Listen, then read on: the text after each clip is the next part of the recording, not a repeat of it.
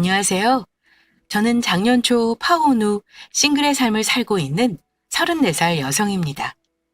요즘 주변 지인들의 결혼 소식이 많이 들려오는데요. 혹시 결혼의 계절에 파혼도 그만큼 많이 한다는 거 알고 계신가요? 파혼하는 사연에도 이런저런 사연이 있기 마련인데 저는 한 가지 당부드리고픈 말이 있어 용기 낼 사연을 보냈습니다. 저는 코로나가 한창이던 작년 봄에 결혼을 앞두고 파혼했습니다. 저는 결혼 약속했던 사람과 자그마치 6년을 연애했습니다. 저 25살, 그 사람 26살에 만나 결혼 준비할 때까지 크게 싸움도 한 기억이 없어요. 6년 동안 만나면서 세상에 이렇게 죽이 잘 맞는 사람이 또 있을까라는 생각을 정말 많이 하게 된 사람이었어요. 제가 남자친구 취업할 때까지 뒷바라지 하다시피 돈도 더 많이 쓰고 챙겨주기도 했지만 전혀 아깝다고 생각하지 않은 사람입니다. 오래 만나면 온다는 권태기 한 번 없이 잘 만났고 제가 많이 좋아하기도 했어요. 당연히 결혼은 이 사람과 할 거라 생각했죠. 그런데 파혼이라는 거 해보면서 결혼하는데 연애 기간이 길고 짧은 건 중요하지 않다는 걸 몸소 겪었습니다. 너무 상처받았고 어이도 없고 허무하기까지 했습니다. 사람 마음이 단칼에 정리되는 게 아니다 보니 지난 1년간 참 힘들었네요. 얼마 전 결혼을 앞둔 제 친구와 만났는데 이런 대화를 했습니다. 상견례하고 결혼 날짜까지 잡았는데 고민된다면서요. 고민들 들어보니 상대방에 대한 사랑이나 확신이 모자라 결혼을 고민하는 게 아니더라고요. 현실적인 문제인 시댁, 집, 혼수, 경제력 이런 것들이 결혼을 결심한 사람의 마음을 붙잡는 원인이 되더군요. 나는 파혼까지 해봤으니 굳이 너한테까지 결혼하라 떠밀 생각은 없어.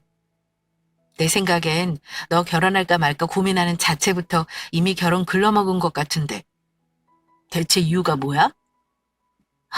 유나야, 글쎄, 상견례에 시어머니가 얼토당토하는 요구를 하시잖아. 우리 식구들 그날 집에 와서 완전 초상집 분위기였어. 엄마는 결혼 여기서 없자고 난리시고 내가 아직 결정을 못해서 문제지. 결혼 얘기가 오갔길래 파혼까지 고민하는 거야? 실은 우리가 모은 돈이 얼마 없어서 엄마 소유 아파트에 신혼살림 차리기로 했거든? 내 집 마련할 때까지 보증금 없이 무기한으로 살라고 하신 건데 내가 너무 죄송해서 월 50만 원씩 월세식으로 드리자고 남자친구한테 얘기를 미리 했어. 근데 상견례 때 시어머니가 글쎄 애들이 돈을 준다고 글쎄 그걸 다 받을 생각이냐면서 원래 공짜 전세로 내어주실 생각이었던 정도면 그냥 줘도 되지 않냐고. 그 집을 그냥 주면 안 되겠냐는 거야. 나 참 기가 막혀서 그거 우리 엄마 노후위에서 마련해 놓은 아파트잖아. 우리 집이 부자도 아니고 집이 몇 채씩 되는 것도 아닌데 집 내놓으란 소리를 그렇게 쉽게 할 수 있는 거니? 어머, 참 그 시모도 양심 없네. 자기네가 집 해올 능력도 안 되는 주제 그냥 고맙습니다 하고 월세 내고 살아도 감지덕지인 거 모르나? 서울 시내 어디 아파트가 월세 50에 살 수 있대? 그래서 넌 어쩔 셈이야? 너무 기가 막혔는데 남자친구가 막 말렸거든? 그래서 우리 엄마가 집을 그냥 주라는 말씀인 거냐 두어 번 물어봤어. 근데 너무 당당하게 맞다면서 예쁘게 키운다 시집가는 선물도 주는 게 좋지 않냐는 거야. 우리 엄마 그렇게는 못하겠다 하고 일어났어. 나중에 상견례를 다시 할지 연락을 주고받자고 하고 헤어졌는데 엄마 아빠는 이 결혼 없자고 난리셔. 네 남자친구는 뭐래? 근데 웃긴 게 뭔 줄 알아? 내 남자친구는 글쎄 자기가 더 불쾌하대. 딸인데 월세 받는 게 더 이상한 거 아니냐고 따지더라. 그래서 내가 그냥 부모 도움받지 말고 우리 대출받자 그랬더니 펄펄 뛰면서 공짜로 살 수 있는데 왜 그러냐면서 나한테 화를 내는 거야. 그 말 듣는데 오만정이 다 떨어진 거 있지? 이게 말로만 듣던 거지근성 뭐 그런 거지. 나 이 결혼 안 하는 게 맞는 거지? 친구야, 이미 정답은 나와 있잖아. 너 불구덩이 속으로 네 발로 들어갈래? 지금 파혼하는 게 훨씬 나아. 나 봐라. 파혼하고 더 잘 살잖아. 저도 사실 제 재산 탐내는 예비 시댁 때문에 파혼한 거라 친구 결혼 말리고 싶더라고요. 제 친구는 결국 결혼하기로 한 사람과 결혼을 접었습니다. 제 친구의 이야기긴 하지만 비슷한 문제로 다투다 결혼하지 못하고 헤어지는 커플이 생각보다 참 많아요. 몇십 분도 안 돼서 끝나는 결혼식장에 들어가는 과정이 참 멀고도 험한 과정을 거쳐야 하는 거더군요. 어쨌든 제 얘기로 다시 돌아와서요. 저의 집안은 간단히 말씀드리자면요. 저희 아빠는 군인 출신이세요. 지금은 퇴직하셨고 엄마와 작은 식당 운영하십니다. 군인 외벌이에 저와 제 동생 뒷바라지 하느라 많이 빠듯하셨을 거라 생각해요. 그래도 엄마 알뜰함 덕분에 돈 걱정 안 하고 사십니다. 노후도 다 마련해 놓으셨고요. 제 소개를 간단히 하자면 저는 대학 졸업하고 나서 회사 다녀본 경험이 없습니다. 운 좋게 처음 시작한 사업이 성공해서 지금 서울에 7억짜리 작은 아파트 하나랑 경기 남부 쪽에 아파트 2채 소유하고 있어요. 부동산 자산만 15억 정도 됩니다.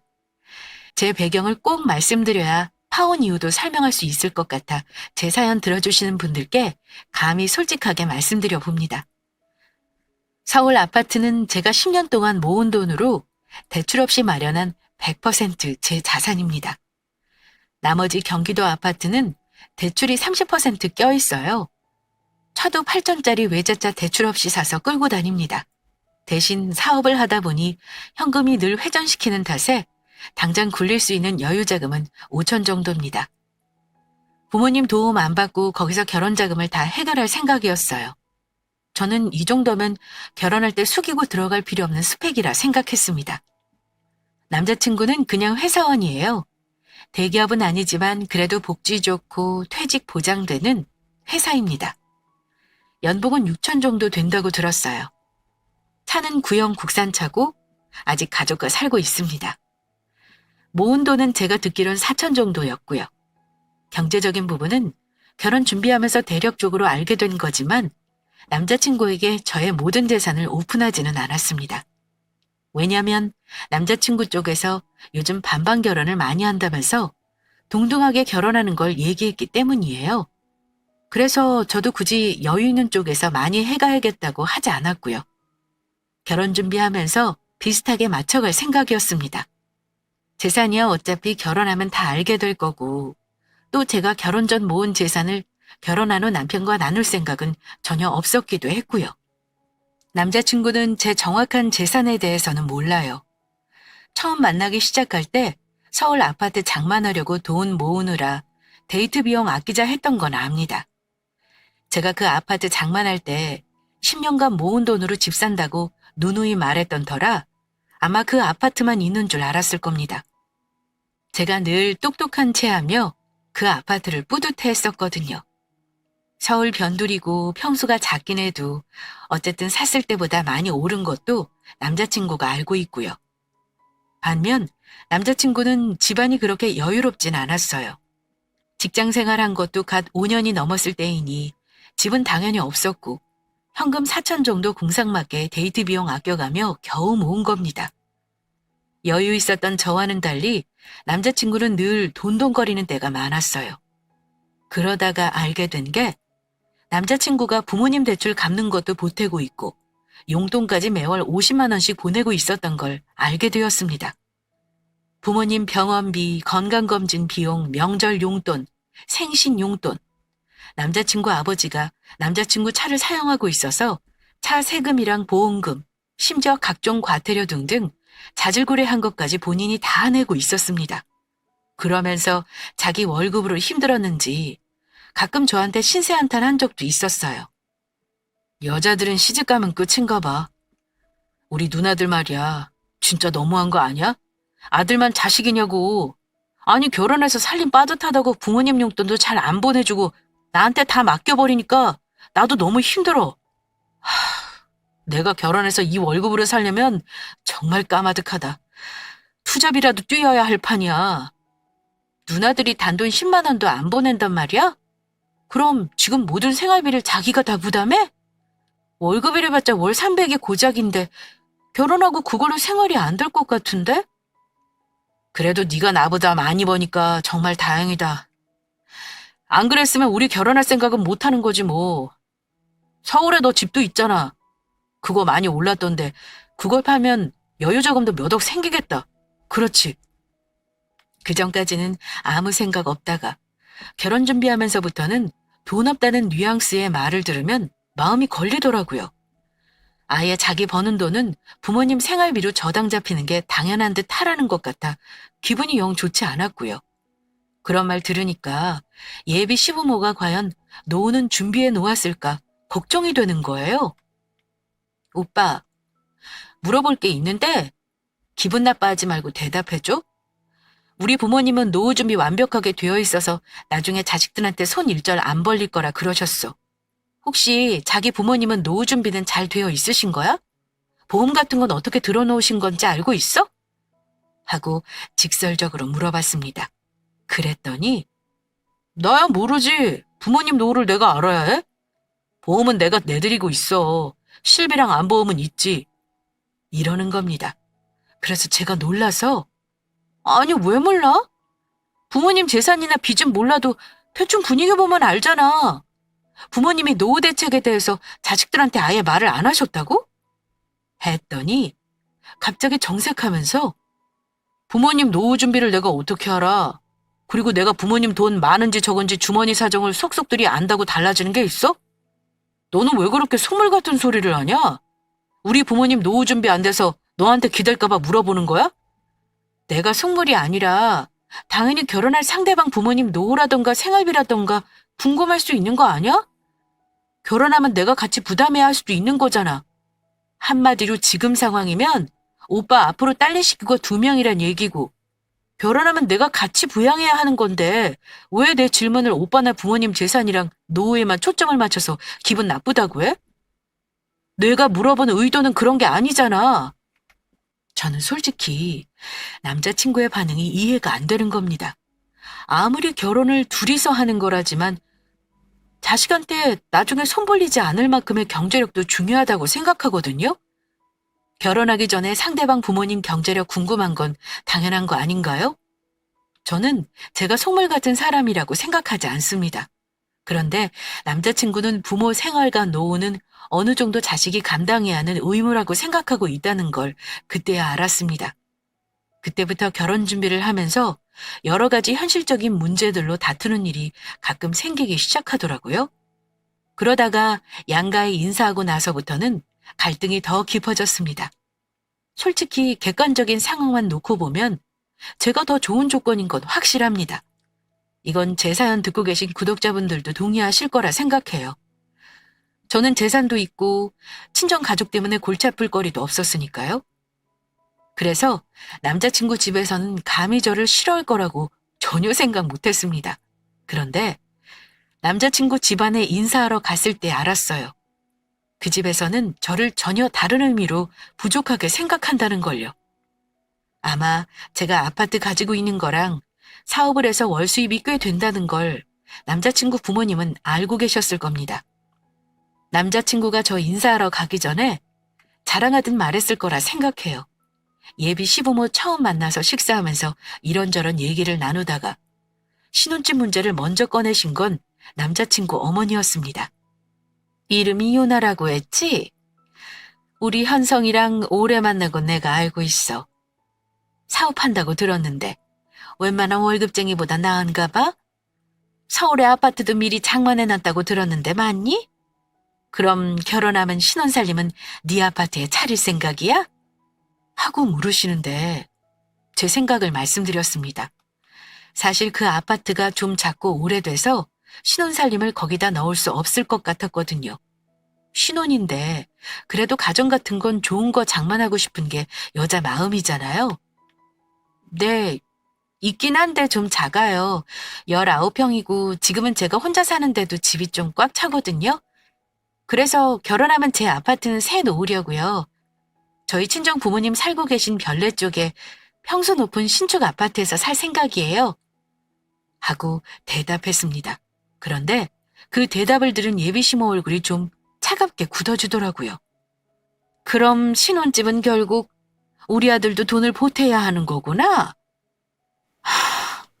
네가 집이 있어서 무주택자로 청약 넣는 것도 못할 텐데 하필 아파트가 신혼살림도 안 들어갈 정도로 작은 걸 산 거니? 그럼 현금은 한 어느 정도 결혼자금으로 쓸 생각이야? 5천 정도 생각하고 있어요, 어머니. 뭐, 5천? 택도 없이 부족한 금액이구나. 신혼집 넓은 평수로 가려면 그래도 몇 억은 필요할 텐데 현금이 5천뿐이면 그걸로 대체 뭘 할 수 있겠어? 하시며 제 앞에서 계속 한숨을 쉬시는 겁니다. 옆에 있던 남자친구가 자기 엄마 한숨 쉬는 거 보면서 끼어들어 말하더라고요. 엄마, 유나랑 내 돈이랑 같이 합치면 영혼까지 끌어모아서 대출받을 거야. 엄마가 왜 그걸 걱정해요? 걱정 말라니. 현성아, 네 누나들을 봐라. 큰 누나 은행 다니고 둘째 누나 교사면서 알뜰하게 모아 결혼할 때 대출 하나 없이 시작했잖니? 근데 결혼한다는 애가 고작 현금이 5천밖에 없다는 게 걱정이 안 되겠어? 부자지간 대화 듣고 있는데 제가 죄인이 된 것 마냥 주눅이 들고 어쩔 줄을 모르겠는 겁니다. 그런데 듣다 보니까 점점 기분이 이상해지더라고요. 그게 제가 미안해하고 굽히면서 해야 할 결혼인가 싶어서요. 벌이는 뭐 말할 필요도 없이 제가 3배는 더 벌고 혼수며 살림이며 몇 가지 빼고는 다 제가 지금 쓰고 있는 가구나 가전으로 들어놓을 텐데 말입니다. 제 살림 전부 비싼 것들이고 독립할 때 산 거라 산지 2년도 채 안 된 것들이 대부분이었거든요. 근데 예비 시모가 저런 식으로 한숨 쉬며 현금 없다고 한탄하신 거 들으니까 기분이 묘했어요. 심지어 뭘 하셨냐면요. 차라리 그 집 팔아서 다른 집을 사고 여유자금을 갖고 있지 그러니? 이러시는데 말문이 막히더라고요. 참고로 제 아파트는 팔려면 팔 수 있긴 합니다. 근데 그 당시 팔면 손해였어요. 주위에 역사가 들어선다 했고 대규모로 재건축하는 단지가 있어서 집값이 오르면 올랐지 떨어지진 않을 것 같았거든요.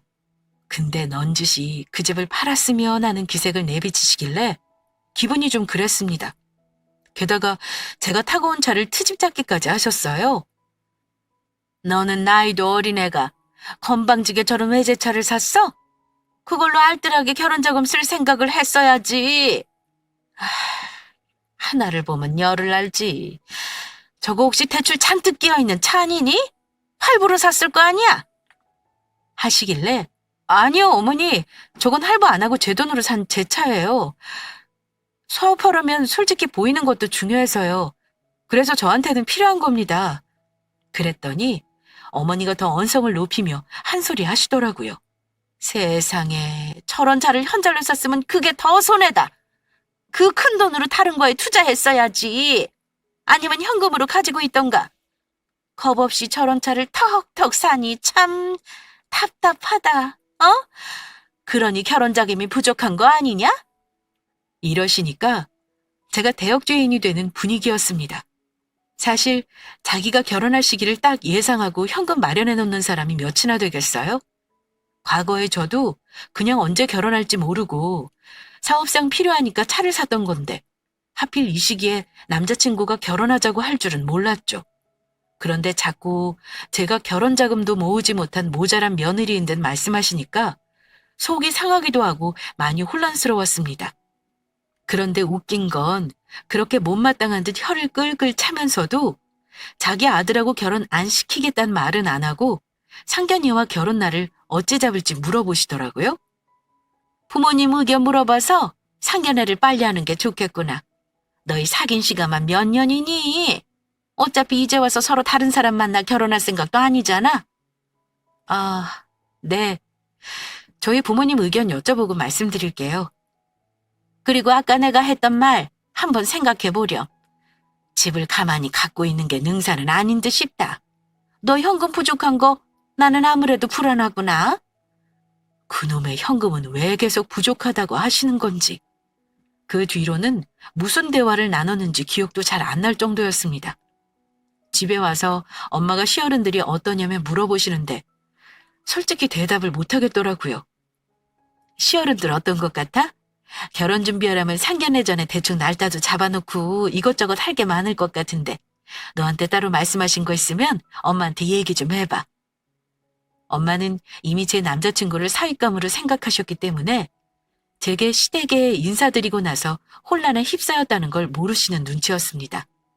우리 딸 인물 이쁘고 나이 딱 좋고 집까지 있는데 1등 며느리 대접 안 받을 이유가 없지? 저렇게 말씀하시니까 결혼 안 하겠다는 말이 목구멍에 걸려 나오지가 않았어요. 엄마, 상견례 날짜 먼저 의견 맞춰서 정하자고 하셨어. 다른 건 구체적으로 얘기한 거 없고 현성 오빠랑 상의할 게 좀 있어서 그거 결론 내면 말씀드릴게요. 친정 엄마에게는 대충 얼버무리고 나서 저는 고민에 빠졌습니다. 연애할 때는 보이지 않았던 예비시댁의 경제력, 준비 안 된 노후, 현금이 없다며 은근 타박하며 왠지 내 집을 탐하는 것 같은 시모의 태도 등등이 머리를 어지럽게 했습니다. 그런데 예비시댁에 다녀오면 그쪽 부모님은 저를 어찌 보셨는지 궁금하잖아요. 사실 시모가 저 현금 많이 없다고 걱정하듯 말할 때 이미 눈치는 챘지만 저를 마음에 안 들어 하시는 것 같은 느낌이 들기도 했어요. 그래서 남자친구에게 물어봤습니다. 어머니가 나 어떻다고 하셔? 일찍부터 사업해서 그런가 세련되고 이쁘다고 하셔. 내가 너 능력 있는 여자라고 엄마 앞에서 칭찬 좀 했지. 그래? 근데 내 느낌에는 그날 나를 마뜩찮아 하시는 것 같았어. 내가 한참 오빠보다 모자란 것처럼 말씀하시길래 기분이 좀 그렇더라. 아들이는 엄마들이 좀 그렇잖아. 아들이 더 잘났고 아깝고 하신 거지. 너도 시간이 지나면 예뻐하실 거야. 그러니까 너도 예쁨 받을 행동 많이 하고 노력 좀 해봐. 근데 남자친구 입에서 예쁨 받을 행동이라는 말을 들으니까 순간 기분이 안 좋은 겁니다. 제가 굳이 예쁨 받을 행동을 해서 시어른에게 잘 보여야 하는 이유가 뭔지 모르겠더라고요. 아니, 예쁨 받을 짓을 어떻게 해야 하는 건데? 오빠는 우리 부모님한테 예쁨 받기 위해서 노력하는 거 있어? 말해봐. 나도 그거 똑같이 할 테니까. 이런 내가 며느리감으로 마음에 안 드시면 어쩔 수 없는 거지 뭐. 결혼 안 하면 그만인 거 아니야? 아이, 뭘 그렇게 예민해. 말이 그렇다는 거지. 보통 며느리가 시모한테 더 잘 보이려고 애쓰는 게 당연한 거 아닌가? 어머니가 너 싫어하는 거 아니니까 너무 그렇게 기분 나빠할 필요 없어. 결혼 전에도 너 데리고 자주 오라고 하셨다니까. 예비 남편의 그런 말을 듣고 고민이 깊어진 저와는 달리 예비 시댁은 그 이후 마치 제가 그 집 며느리라도 된 듯 저를 대했습니다. 얼마 후 예비 시부 생신이 다가왔을 때였는데요. 저한테 저녁 대접하고 싶다고 오라고 하더라고요.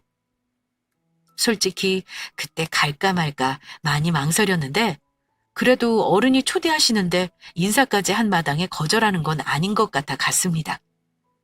엄마가 빈손으로 가지 말라면서 백화점에서 한우 세트 선물까지 사서 들려보내셨고요. 하지만 그날은 제가 이 결혼을 접기로 확실히 결심한 날이 되어버리고 말았습니다. 예비시댁에 가니 시모는 음식 준비 중이셨고 저는 뭐 도울 거 없느냐고 부엌에서 서성거리고 있었습니다. 도와줄 거 없다고 하시길래 식탁에 음식 차리는 것만 오며 가며 도왔어요. 그때 예비 시모가 주방에서 갑자기 저를 보며 지나가듯 하는 말이 있었는데요. 결혼 전에 자주 와야 진짜 가족처럼 정도 들고 그러지 않겠니? 앞으로 좀 자주 오고 그래. 결혼하면 명절에 네 신우들도 다 올 거거든. 그럼 너도 연휴 내내 같이 밥해 먹고 놀다 쉬다 가렴. 시집 오면 이제 우리 식구잖아. 나는 명절에 아들 며느리 내외를 사돈댁이랑 나눠 쓸 생각 없어. 그건 네가 미리 알아둬라. 이러시며 제 얼굴을 똑바로 쳐다보시는 겁니다. 순간 할 말이 없었습니다. 저는 어머니 하는 말에 알겠다고 대답을 못하겠더라고요. 그런데 더 어처구니 없는 게 아참! 너 결혼 준비하는데 현금 부족한 건 네 부모님들한테 상의해봤어? 내가 아무리 생각해도 그 돈으로는 결혼하긴 무리다 싶어서 그래. 너무 빠듯하게 준비하면 일이 꼬일 수도 있는 거니까 집 파는 것도 한번 생각해보렴. 그런데 저는 그 말까지 듣고 나니까 그냥 아니다 싶었어요. 그놈의 현금 부족은 무슨, 결혼은 뭐 저 혼자 하나요? 왜 자기네 집에서 보태준다는 말은 일도 없이 저한테만 그러시는 건지 이거 안 되겠다 싶었죠. 그래서 빨리 이 집서 나가야겠다 기회만 보고 있었습니다. 식사만 하고 얼른 갈 궁리를 하고 있는데 시어머니가 식탁에서 맛있는 반찬은 전부 시아버지랑 남자친구 쪽으로만 자리를 옮기시고 제 앞에는 순 풀떼기만 놓으시는 겁니다. 보통 손님한테 많이 먹어라, 모자란 거 있으면 얘기해라 하는 게 정상이건만 예비 시모는 자기 아들만 챙기느라 여념이 없더군요. 너 갈비 좋아하잖아. 오랜만에 한 거니까 많이 먹어라. 참, 너 마늘종은 안 먹지? 이러시며 접시를 이리저리 옮기는데 제가 순간 열받아서 그랬습니다. 어머니, 저도 갈비 좋아해요. 오빠 입만 입인가요? 저한테는 하나도 안 물어보시고 서운하네요. 하며 장난스럽게 말했습니다. 이제 이 집구석 사람들 다시는 볼 일 없을 것 같아 가시돋친 말로 그랬더니 어머, 내가 그랬니? 미안하다. 그러시며 막 웃으시더라고요. 역시 시어머니와 엄마는 하늘과 땅 차이더군요. 아무튼 그러고 나서 식사 끝내고 저는 서둘러 일어나 인사하고 가겠다 했습니다. 그런데 어머니가 결혼 문제로 이런저런 상의할 것들이 많은데 왜 벌써 가냐며 싸늘하게 말하시길래 나중에 남자친구 통해 듣겠다 해버리고 나왔습니다. 기분이 상했던 저는 남자친구가 운전하는 차에서 말없이 있었습니다. 남자친구도 한참 동안 말이 없었고요. 서로 뭔가가 마음에 안 들었던 거죠. 그 어색한 분위기에서 남자친구가 먼저 이러는 겁니다. 엄마가 더 있다가 가라고 붙잡았는데 꼭 그렇게 억지로 가겠다고 한 이유가 뭐야?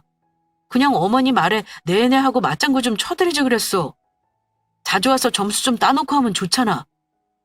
그러길래 솔직히 대답했습니다.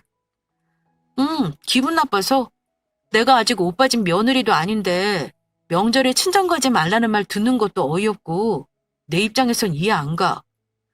오빠네 엄마 정말 이상한 거 알아? 지금 조선시대도 아니고 결혼하면 명절에 번갈아 가면 시댁 가고 친정 가는 게 당연한 거지. 무슨 아들 내외를 사돈댁이랑 나눠 쓸 생각이 없다는 말씀을 하셔? 친정 가지 말라는 말이잖아. 야, 그냥 엄마가 하는 소리야. 나중에 상황 봐가면서 하면 되지. 그걸로 미리 이렇게 화를 낼 건 없잖아. 상황은 무슨 상황? 우리 집은 딸만 둘인데 그럼 우리 부모님은 딸들 시집 보내면 명절 때마다 두 분만 덩그러니 있어야 하는 거야? 내가 화를 내자 그 사람은 나도 결혼하면 네 부모님한테 최선을 다할 거야. 근데 나는 우리 집 장손이잖아. 우리 부모님은 옛날 분들이시고 너도 그런 건 입장 바꿔 생각해 볼 수 있는 거 아니야? 그보다 엄마가 우리 결혼 비용 부족한 거 걱정하시는데 그거나 상의하자. 이러며 저를 나무랐습니다. 장손이고 뭐고 그게 당연한 겁니까? 그 말 듣고 더 화가 나서 저도 더 이상 참지 않았습니다. 오빠가 집안 장손이고 남자라서 그렇게 해야 하는 게 당연한 거면 나 결혼까지 생각하지도 않았어. 그리고 뭐? 결혼 비용이 부족해? 아니, 이 나이에 이 정도 가지고 있는 거 다른 사람은 다 대단하다 하는데 내가 왜 부족한 사람이 되어야 해? 우리 엄마가 그런 소리 한 건 내가 사과할게. 엄마는 우리가 모은 돈이 없어서 일 틀어질까 봐 그걸 걱정하시는 거야. 지금 너는 닥치지도 않은 일에 너무 예민하게 구는 것 같다. 이런 건 나중에 얘기해도 되는 문제야. 우리가 지금 그런 사소한 거 가지고 싸울 때가 아니잖아. 그보다 내가 더 중요하게 할 말이 있어. 가뜩이나 기분 상해 있는데 남자친구는 그 상황에서 다른 할 말이 있다며 차까지 한쪽으로 세우더라고요. 내가 한참 고민해 본 건데 내 말 오해하지 말고 들어. 나도 다 생각이 있어서 그런 거니까. 아까도 말했지만 우리 현금이 너무 부족하잖아. 그래서 말인데 너 그 아파트 말이야. 우리 엄마 드리는 게 어떨까? 그 말을 듣는데 기가 막혔지만 무슨 개소리를 더 하는지 들어보자는 싶어서 어쩌고 싶은 생각이냐고 되물었습니다. 그거 평수 작아서 어차피 우리는 전세 얻어야 하는 거잖아. 그럴 바엔 우리가 엄마 집으로 들어가고 그 집을 우리 부모님한테 살게 해드리는 건 어떨까 해서 말이야. 엄마는 그 집 팔아서 여유자금도 가지고 있는 게 어떠냐고 하시는데 지금 파는 건 너무 아깝잖아. 그럼 그냥 바꿔 살기만 하자는 거야? 그것도 생각해봤는데 그냥 네 집은 우리 엄마한테 등기 이전해드리면 좋겠어. 제 아파트가 자기네 거랍니까? 왜 남의 재산을 지들이 팔고 말고 상의하며 바꾸네 마네하는지 이해가 안 가더라고요. 오빠 부모님 집 시세 얼만데? 3억짜리 집에 대출도 있다며. 그럼 우리가 그 집 들어가서 빚 갚으면 살라는 거잖아. 그게 대체 무슨 도둑놈 심보야? 우리 부모님이 그거 허락하실 것 같아? 난 절대 싫으니까 못 들은 걸로 할게. 뭐? 너 이게 앞날을 위한 큰 투자라고 생각 안 해? 우리 부모님이 뭐 천년만년 사시냐고. 어차피 돌아가시면 다시 우리 거 되는 거잖아. 너 그 아파트 들이면 우리 엄마한테 점수 따고 결혼 생활 내내 이쁨 받고 사는 거라니까. 그리고 전세 오느라 대출 안 받아도 되잖아. 아파트 들이고 나서 오빠랑 나랑 막말로 이혼하게 되면? 그럼 그 아파트 돌아나 줄 거야? 아니잖아. 말도 안 되는 소리 하지 마. 야, 너 정말 이럴 거야? 나도 너랑 결혼하고 싶어서 이런 말 하는 거야. 솔직히 우리 엄마 너 등치 크고 기세 보인다고 별로 마음에 안 들어 하셔.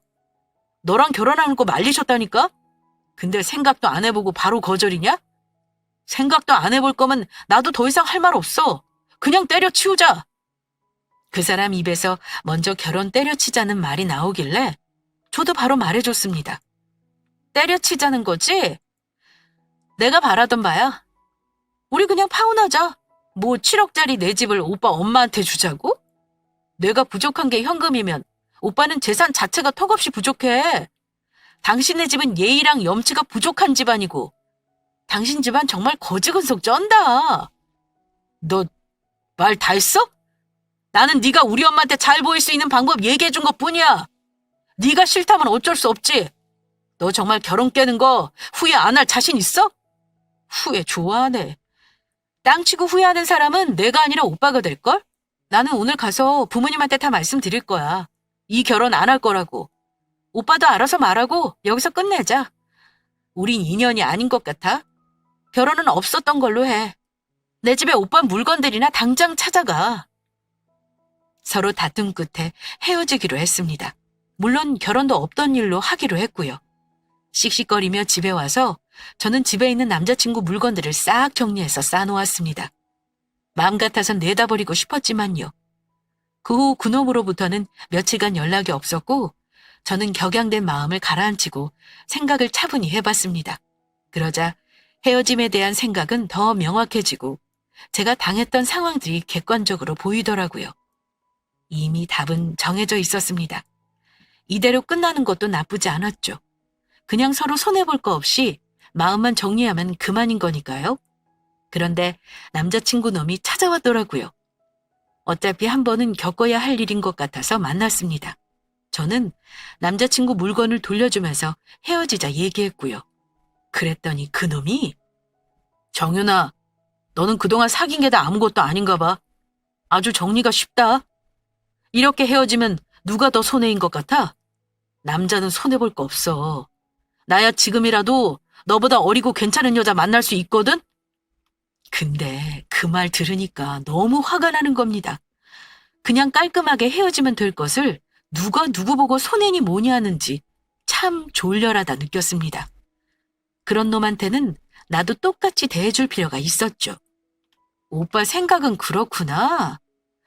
나를 그렇게 하찮게 여기는 줄은 몰랐네. 잠깐만. 내가 마지막으로 오빠한테 보여줄 게 있는데 지금 문자로 보내줄게. 그거 보고 객관적으로 내가 오빠보다 더 좋은 사람 만날 수 있는지 아닌지 한번 판단해봐. 저는 그놈 핸드폰으로 메시지를 전송했습니다. 잠시 후 문자를 확인한 그놈 눈이 커지더니 당황한 얼굴로 이러더군요. 김준아, 너 이거 뭐야? 이거 계약서잖아. 이거 다 네 이름으로 되어 있는 거라고? 너 그 아파트만 갖고 있는 거 아니었어? 제가 그 사람에게 보낸 건 개인정보를 가리고 찍은 제 소유 아파트 매매 계약서였습니다. 그놈이 알고 있는 서울 아파트 외에 경기 남부에 가지고 있는 아파트 2채, 그리고 그 사람에게 말하지 않았던 정기 예탁금으로 묶어놓은 제 현금 자산 1억도 인증해줬습니다. 파혼하고 후회할 사람이 누구인지 잘 생각해봐.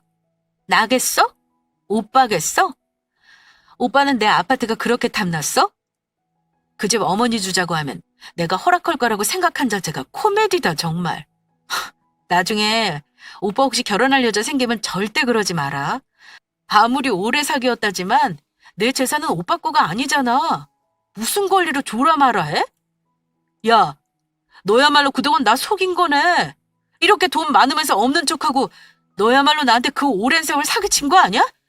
내가 돈 없다 돈 없다 궁상 떨 때 너 속으로 겁나 비웃었겠다. 너는 나를 처음부터 안 믿었던 거네. 그러니까 네 재산 투명하게 오픈도 안 하고 나한테 거짓말한 거잖아. 난 거짓말한 적 없어. 그냥 말을 안 했을 뿐이야. 그 아파트는 내가 오빠랑 사귈 때 산 거니까 오빠도 알았던 거고. 그러는 오빠는 나한테 재산이며 가지고 있는 빚이며 다 솔직하게 말한 거 있어? 결혼할 때 돼서야 말한 거잖아. 빚 있는 거. 말 안 한 건 사기친 거 아니냐? 개거품 물며 저보고 사기쳤다는 그 사람 얼굴 보니까 그나마 남아있던 정도 뚝 떨어졌습니다. 짐이고 뭐고 다 불태워버릴 것을 고작 저런 꼴 보겠다고 저 인간 짐을 뭐하러 고이고이 싸뒀던 걸까요? 저도 참 미련했죠? 저랑 파혼하지 않았다면 그게 다 자기 거가 될 거라 생각해서 그런 걸까요? 그 사람은 길길이 날뛰었습니다. 어쨌든 파혼 먼저 하자고 한 건 오빠야. 오늘 와서 나한테 한 말 잘 생각해봐. 오빠 자존심 되게 센 사람이잖아? 이제 와서 내 재산 보고 잘못했다 용서해달라 뭐 이딴 말 할 사람 아니라고 생각해? 오빠 엄마한테 떡하니 집안 채줄 그런 여자 어딘가에 있겠지. 어리고 착하기까지 한 애 찾으려면 힘들긴 하겠다. 어디 한번 잘 찾아봐. 오고 가는 말이 점점 과격해지자 안 되겠다 싶어 부모님께 연락해 와달라 부탁했습니다. 부모님이 도착해 그 사람을 내보내고 나서야 싸움은 끝났네요. 그 인간은 어지간히 억울했나 봐요. 눈물까지 보이며 가는데 제 눈에는 그 눈물이 슬픔의 눈물이 아니라 막 분하고 억울한 눈물로 보였어요. 그래도 그 사람이 본성이 아주 못돼 먹은 사람은 아니라 나중에 사과는 하더군요. 그러면서 다시 생각해 볼 수 없겠냐고 한번 툭 던지는데 당연히 저는 단칼에 거절했고요. 저도 싸우면서 말 심하게 한 부분은 미안하다고 했습니다. 이렇게 그럭저럭 6년간의 연애는 평화롭게 끝이 났네요. 뭐가 그리 좋아서 저런 놈 6년이나 만났냐 하실 수 있는데 분명 장점도 많은 사람입니다. 그건 주변 사람들도 다 인정하는 부분이고 사회적인 평판도 좋은 사람입니다. 저랑 깨져도 아마 다른 여자 금방 만날 수 있을 거예요. 다만 장점은 장점일 뿐이니까요. 결혼하면서 저렇게 가치관이 안 맞는 부분은 극복하기 힘들다는 생각입니다. 내가 피땀 흘려 마련한 재산을 마치 과자 하나 주듯 자기 엄마한테 주자고 하는 남자가 여러분은 이해가 가시나요? 연애할 때 저런 생각 가진 거 알았으면 결혼 말 나오기 전에 진작에 끝냈을 겁니다. 좋을 때 잘해주고 다정한 건 당연한 거니 그런 건 제 사연에 굳이 넣지는 않았어요. 하지만 저희도 긴 세월 연애하면서 좋을 때도 분명 있었습니다. 하지만 인간이 좋다고 해서 남자로서도 좋을 수 없다는 걸 새삼 깨달았네요. 예비시댁이 될 뻔했던 곳이랑은 딱히 말 섞기 싫어서 그 이후 연락처 차단했어요. 헤어짐은 남인데 이제 거기도 저랑 상관없는 남남이잖아요. 어차피 그 인간도 끝난 문제는 칼같이 잘 끊는 사람이라 저한테 연락 안 오게 자기 부모한테는 알아서 잘 설명하겠죠. 저는 파혼하고 나서 역시 결혼은 저의 길이 아닌 것 같다는 생각이 들었어요. 친구들도 그맘때쯤 결혼을 많이 했거든요. 사연 처음 말씀드렸듯 그중에 한 친구 예비시댁이 저와 비슷한 거지근성 시댁이길래 친구 결혼도 뜯어 말렸던 거고요. 생각보다 저 같은 이유로 파혼하는 사람이 많은 것 같아요. 저는 그냥 결혼은 포기하고 당당하고 씩씩하게 솔로의 생활을 맞이하렵니다. 내년에는 사업이나 더 잘 꾸려가려고요. 다가오는 추운 계절 건강관리 잘하시고 마음은 늘 따뜻하시길 바라며 제 사연은 여기서 마무리하겠습니다. 감사합니다.